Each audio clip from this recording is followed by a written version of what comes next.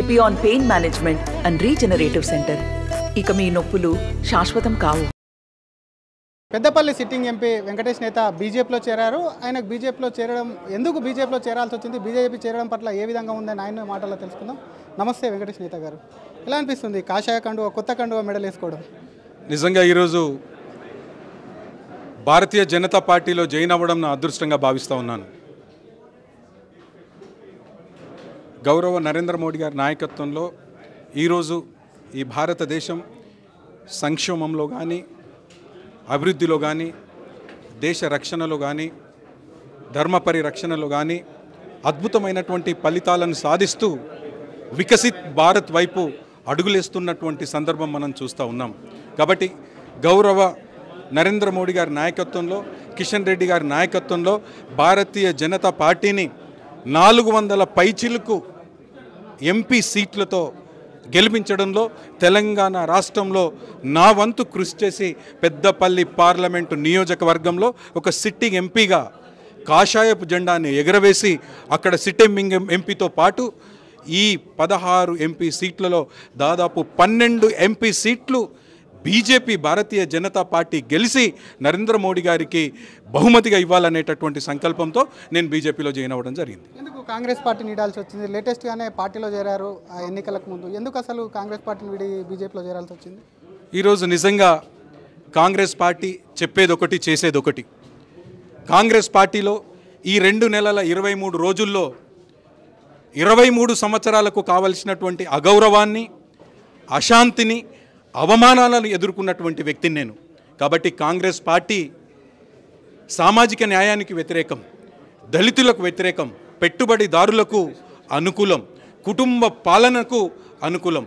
కాబట్టి ఈరోజు భారతీయ జనతా పార్టీ సామాజిక న్యాయాన్ని పాటిస్తున్నటువంటి పార్టీ. అన్ని కులాలకు ప్రాతినిధ్యం ఇస్తూ, అన్ని మతాలకు ప్రాతినిధ్యం ఇస్తూ ఈ భారతదేశాన్ని ప్రగతి పటంలో తీసుకెళ్లాలనేటటువంటి సంకల్పంతో పనిచేస్తుంది. కాబట్టి నేను భారతీయ జనతా పార్టీలో చేరడం జరిగింది. మీరు గతంలో కాంగ్రెస్లో చేరినప్పుడు ఎంపీ టికెట్ ఒక కన్ఫామ్ అయినాకనే వెంకటేష్ నేతలో జాయిన్ అయ్యారు. నిజమేనా ఇదంతా? ఈరోజు నిజంగా మీరందరూ మీడియా మిత్రులు గమనించండి. వెంకటేష్ నేత అనేటటువంటి వ్యక్తి అధికారం కోసమో పదవుల కోసమో వచ్చినటువంటి వ్యక్తి కాదు. నేను ఒక గ్రూప్ 1 అధికారిగా 11 సంవత్సరాలు నేను సర్వ్ చేసి 19 సంవత్సరాల అధికారం ఉండగానే నేను రాజీనామా చేయడం జరిగింది.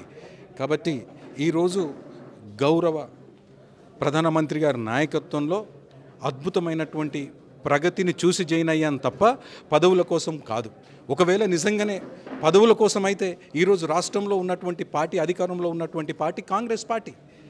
కానీ అక్కడ టికెట్ రానందుకే బీజేపీలోకి వచ్చారని ఒక చర్చ జరుగుతుంది. నిజమేనా? ఈరోజు టికెట్ అనేటటువంటిది మార్చిలో డిక్లేర్ చేశారు. మార్చిలోనే చేశారా? మార్చిలో డిక్లేర్ చేశారు. మరి ఇప్పుడే ఎందుకు జాయిన్ అయ్యాను?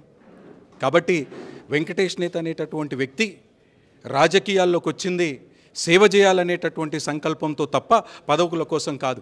ఒకవేళ నేను పదవులను ఆశించేటటువంటి వాడినైతే నా 19 సంవత్సరాల అత్యున్నతమైనటువంటి డిప్యూటీ కమిషనర్ గ్రూప్ 1 ఉద్యోగానికి రాజీనామా చేసి రాజకీయాల్లోకి రావాల్సిన అవసరం లేదని చెప్పేసి ఈ సందర్భంగా తెలియజేస్తూ ఉన్నారు. ఖచ్చితంగా తెలంగాణ రాష్ట్రంలో ఉన్నటువంటి ప్రజలందరూ కూడా గమనిస్తూ ఉన్నారు. ఈరోజు గాలంతా కమలం వైపు ఉంది. 12 ఎంపీ సీట్లతో గెలిచి ఈరోజు 400 పైచిలకు ఎంపీ సీట్లతో ప్రధానమంత్రి మోడీ గారు 3వసారిగా ప్రైమ్ మినిస్టర్ పదవిని చేపట్టబోతున్నాడు. కాబట్టి దాంట్లో భాగస్వామ్యం అవ్వాలని చెప్పేసి నేను జాయిన్ అవ్వడం జరిగింది. వెంకటేష్ నేత కానీ ముందు నుంచే బీజేపీలో చేరుతానన్నా అనూహ్యంగా కాంగ్రెస్కి వెళ్ళారు, మళ్ళీ తిరిగి బీజేపీకి వచ్చారు. ముందు కాంగ్రెస్ కన్నా ముందు బీజేపీతో ఏదైనా చర్చలు జరిగి ఉండేనా? ఖచ్చితంగా నా యొక్క లక్ష్యం బీజేపీలో జాయిన్ అవ్వాలనేటటువంటి లక్ష్యం. కానీ దురదృష్టవశత్తు ఒక్కరోజు నేను చేసినటువంటి తప్పు సరిదిద్దుకునేటటువంటి అవకాశం భగవంతుడిచ్చారు. కాబట్టి మళ్ళీ అతి తక్కువ కాలంలోనే నేను కాంగ్రెస్ పార్టీలో అవమానాలకు గురై, అవహేళనలకు గురై ఈరోజు భగవంతుడి దయ వల్ల మళ్ళీ నేను అనుకున్నటువంటి భారతీయ జనతా పార్టీలో చేరడం జరిగింది. ఈరోజు కాంగ్రెస్ పార్టీలో కుటుంబ పాలన కొనసాగుతూ ఉంది. డబ్బులతో కోట్లు 100 కోట్లు పెట్టి టికెట్లు ఢిల్లీ నుండి కొనుక్కునేటటువంటి సంస్కృతి వచ్చింది. పెట్టుబడిదారులకు అడ్డాగా మారింది. పెద్దపల్లి టికెట్ కూడా అమ్ముకున్నారు. అదేవిధంగా ఖచ్చితంగా మీరు అందరు చూస్తూ ఉన్నారు. ఈరోజు కాంగ్రెస్ పార్టీ చెప్తున్నది సామాజిక న్యాయం, కానీ బీజేపీ పార్టీ సామాజిక న్యాయాన్ని పాటిస్తున్నటువంటి పార్టీ బీజేపీ పార్టీ. సామాజిక న్యాయాన్ని సమాధి చేస్తున్నటువంటి పార్టీ కాంగ్రెస్ పార్టీ. ఈరోజు వివేక్ అనేటటువంటి వ్యక్తి కుటుంబ పాలనలో అన్న ఎమ్మెల్యే, ఈయన ఎమ్మెల్యే, మళ్ళీ రేపు మంత్రి కావాలి, కొడుకు ఎంపీ, మళ్ళీ రేపు కొడుకు భార్య ఎంపీ, మహిళా రిజర్వేషన్ వస్తే. అంటే ఈరోజు కాంగ్రెస్ పార్టీలో కుటుంబ పాలన కొనసాగుతూ ఉంది, సామాజిక న్యాయం లేదు. పెట్టుబడిదారుల చేతుల్లో కాంగ్రెస్ కబంధ హస్తాలలో కొట్టుమిట్టాడుతున్నటువంటి పార్టీ కాంగ్రెస్ పార్టీ. కాబట్టి ఈరోజు ఈ కుటుంబ పాలనకు వ్యతిరేకంగా, పెట్టుబడిదారి వ్యవస్థకు వ్యతిరేకంగా పోరాటం చేసేటటువంటి ప్రక్రియలో భాగంగా భారతీయ జనతా పార్టీ అయితేనే ఈ తెలంగాణ రాష్ట్రానికి సామాజిక న్యాయాన్ని ఇస్తుందనేటటువంటి సంకల్పంతో నేను కాంగ్రెస్ నుండి ఈరోజు భారతీయ జనతా పార్టీలో జాయిన్ అవ్వడం జరిగింది.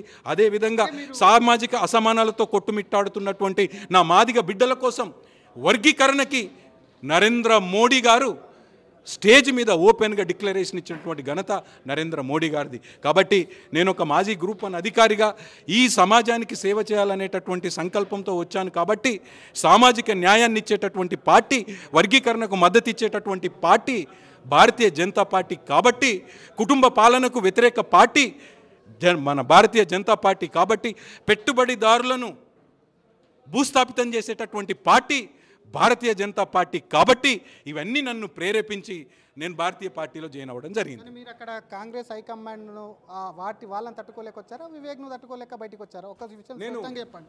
నేను ఏ వ్యక్తికి వ్యతిరేకం కాదు, నేను వ్యవస్థకు వ్యతిరేకం, సిద్ధాంతాలకు వ్యతిరేకం. ఈరోజు ఏదైతే సామాజిక న్యాయం మా పార్టీలో ఉందని చెప్పుకున్నటువంటి కాంగ్రెస్ పార్టీ సామాజిక న్యాయాన్ని సమాధి చేస్తున్నటువంటి విషయం ప్రజలందరూ గమనించట్లేదా?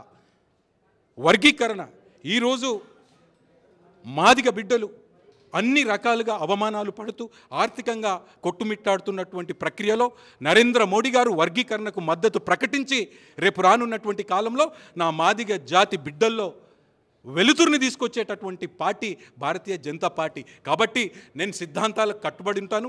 ఈ పార్టీ భారతీయ జనతా పార్టీ వర్గీకరణకే కాకుండా సామాజిక న్యాయాన్ని పాటిస్తున్నటువంటి పార్టీ, ప్రజలకు అద్భుతమైనటువంటి పరిపాలన అందిస్తున్నటువంటి పార్టీ భారతీయ జనతా పార్టీ. కాబట్టి నేను భారతీయ జనతా పార్టీలో జాయిన్ అవ్వడం జరిగింది తప్ప ఏ వ్యక్తి కూడా నాకు శత్రువు కాదు. కానీ సిట్టింగ్ ఎంపీగా మీరు ఉన్నారు, బీజేపీలో ఏ హామీతో పార్టీలో చేరారు? ఒక్క విషయం స్పష్టంగా చెప్పండి. ఎలాంటి హామీ లేకుండా అన్కండిషనల్గా నేను జాయిన్ అయ్యాను. ఎందుకంటే భారతీయ జనతా పార్టీ సిద్ధాంతాలు నచ్చి, భారతీయ జనతా పార్టీ అవలంబిస్తున్నటువంటి సామాజిక న్యాయంలో భాగంగా అన్ని కులాలకు, అన్ని మతాలకు సమానమైనటువంటి ప్రాతినిధ్యాన్ని ఇస్తుంది, వర్గీకరణకు మద్దతు ప్రకటిస్తుంది. ఈరోజు నేతకాని కమ్యూనిటీలో ఎంపీ ఇచ్చింది. కాబట్టి ఆ కమ్యూనిటీలో ఉన్నటువంటి పెద్దపల్లి బీజేపీ అభ్యర్థిని భారీ మెజార్టీతో గెలిపించుకోవడం, సామాజిక న్యాయంలో భాగంగా వర్గీకరణకు మద్దతు ప్రకటించడం, భారతీయ జనతా పార్టీ కోసం అవలంబిస్తున్నటువంటి సిద్ధాంతాల కోసం అహర్నిశలు కష్టపడాలనేటటువంటి ఉద్దేశంతో నేను జాయిన్ అయ్యాను తప్ప పదవుల కోసం ఆశపడేటటువంటి వ్యక్తిని కాదు.